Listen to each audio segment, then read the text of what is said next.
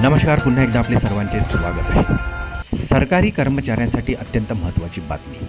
7 वर्षात पगार दुप्पट, समोर आले नवीन कॅल्क्युलेशन। डीए बेसिकमध्ये विलीन करणे आणि वार्षिक 6% वेतनवाढ लागू झाल्यावर सरकारी कर्मचाऱ्यांचा पगार 7 वर्षात किती राहू शकतो? 8व्या वेतन आयोगातल्या मागण्या, गणित आणि ताजे अपडेट, चला तर जाणून घेऊया। त्यापूर्वी आपणास एकच विनंती आहे, व्हिडिओ संपूर्ण पाहावा जेणेकरून संपूर्ण माहिती मिळेल। तसेच चॅनलला अजूनही सबस्क्राईब केलं नसेल तर चॅनलला सबस्क्राईब करा। नवनवीन अपडेटसाठी समोरील बेल आयकॉनला प्रेस करायलाही विसरू नका। आनंदाची अपडेट आपल्या सहकारी मित्रांना शेअर करायलाही विसरू नका।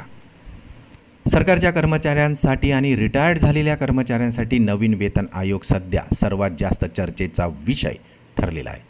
कर्मचारी संघटनांनी केलेल्या मागण्या आणि आर्थिक तज्ज्ञांच्या विश्लेषणानुसार आता महागाई भत्ता बेसिक सॅलरीत एकत्र करून देण्याचा प्रस्ताव आणि वार्षिक वेतनवाढ 3% वरून 6% करण्याची मागणी मान्य झाली तर नियमित वेतनवाढ आणि डीए वाढीचा एकत्रित परिणाम पुढच्या 7 वर्षात कर्मचाऱ्यांच्या एकूण पगारात मोठी वाढ करू शकतो।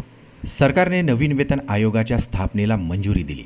या आयोगामार्फत 55 लाख कर्मचारी आणि जवळपास 69 लाख रिटायर्ड झालेल्या कर्मचाऱ्यांच्या सॅलरी, पेन्शन, भत्ते आणि सेवा अटींचा आढावा घेऊन शिफारशी करण्यात येणार आहेत। सध्या आयोग देशातल्या विविध राज्य आणि केंद्रशासित प्रदेशामध्ये जाऊन त्यांच्या मागण्या जाणून घेत आहे। दिल्लीत 7 आणि 10 ऑगस्ट, चेन्नईमध्ये 7 आणि 8 सप्टेंबर तर पुडुचेरीमध्ये 9 सप्टेंबर 2026 रोजी बैठका होणार आहेत।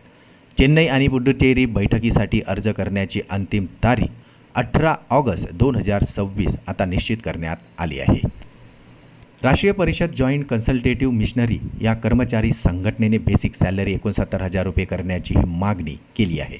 सध्या मिळणारी 3% वार्षिक वेतनवाढ 6% करण्याची, महागाई भत्ता वेळोवेळी बेसिक सॅलरीत एकत्र करण्याची ही मागणी आता करण्यात आली आहे।